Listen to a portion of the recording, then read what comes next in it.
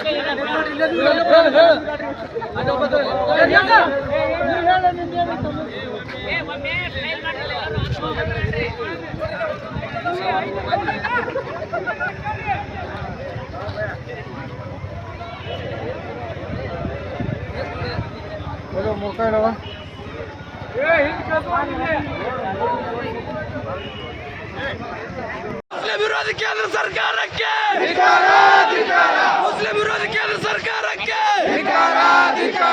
ಒಪ್ಪೋದಿಲ್ಲ ಒಪ್ಪೋದಿಲ್ಲ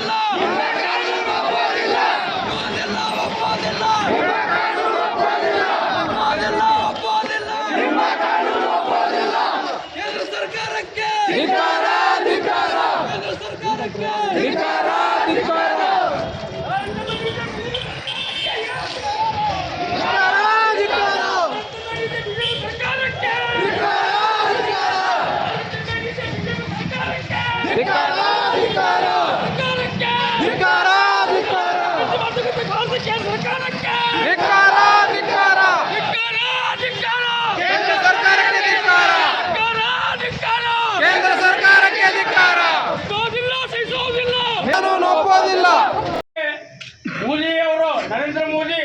ಈಗಾಗಲೇ ದೇಶದ ರೈಲ್ವೆಯನ್ನು ಮಾಡಿದ್ದಾರೆ, ವಿಮಾನವನ್ನು ಮಾಡಿದ್ದಾರೆ, ಪೆಟ್ರೋಲ್ ಪಂಪ್ಗಳನ್ನು ಮಾಡಿದ್ದಾರೆ, ಎಲ್ಲವನ್ನು ಮಾಡಿದ್ದಾರೆ.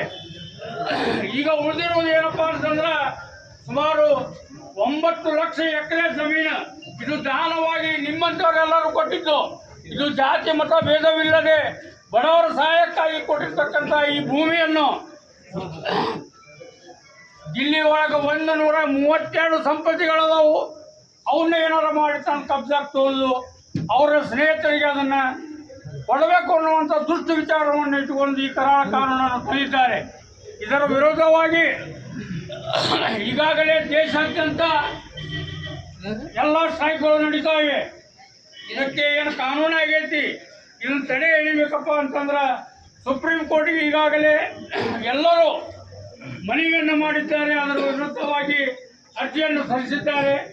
ಈ ದೇಶದ ಉಚ್ಚ ನ್ಯಾಯಾಲಯದ ನ್ಯಾಯಾಧೀಶರು ದೇವರು ಸರಿಯಾಗಿ ಈ ದೇಶದ ಸಂವಿಧಾನ ಪ್ರಕಾರವಾಗಿ ಅವರು ಜಡ್ಜ್ಮೆಂಟ್ ಕೊಟ್ಟರೆ ಅವರಿಂದ ಎಲ್ಲ ಸಮಗ್ರ ನಾವು ಜನತೆ ಇದೀವಿ.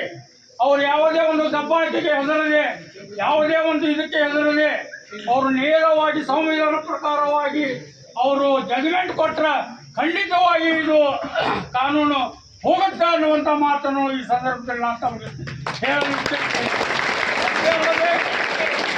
ನಾನು ಈ ಹಿಂದೆ ಹೇಳಿದ್ದೆ ಒಂದು ಮಾತು.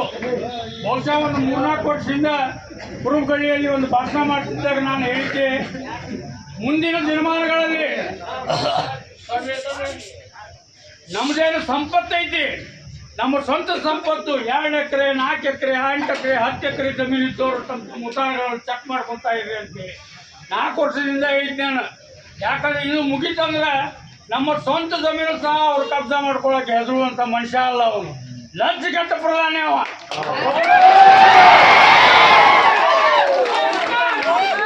ಅವರಂತ ನಾಲಾಯಕ ಪ್ರಧಾನಿ ಈ ದೇಶ ಅಲ್ಲ.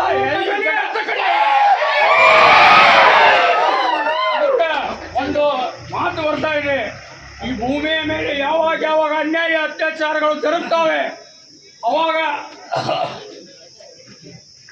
ಅದು ಹಿಂದಿ ಒಳಗೆ ಬರ್ತದೆ. ಏನಂತಂದ್ರೆ जब जब इस धरती पे अन्याय अत्याचार ज्यादा होगा उस वक्त पर कृष्ण परमात्मा इंसान की शक्ल में जन्म लेगा और इनका सर्वनाश ಇವತ್ತು ಖಂಡಿತವಾಗಿ ಆ ಕೃಷ್ಣ ಪರಮಾತ್ಮನ ಅವತಾರ ಇವತ್ತು ಬರ್ತಾರೆ. ಇವೆಲ್ಲ ಜನ ಏನಿದ್ದೀರಿ, ನೀವು ಅವರ ಅವತಾರವಾಗಿದ್ದೀರಿ. ಅದೇ ರೀತಿಯಾಗಿ ನಮ್ಮದೇನು ವಕ್ಫ್ ಸಂಸ್ಥೆ ಭೂಮಿ ಏನಿದೆ, ಬಡವರಿಗಾಗಿ ಕೊಟ್ಟಿರ್ತಕ್ಕಂಥ ಭೂಮಿ ಏನಿದೆ, ಆ ಭೂಮಿಯನ್ನು ಅವರು ಎಲ್ಲಿವರೆಗೆ ಬಿಟ್ಟು ಕೊಡುವುದಿಲ್ಲವೋ ಅಲ್ಲಿವರೆಗೆ ನಮ್ಮ ಹೋರಾಟ ಮುಂದುವರಿತದೆ.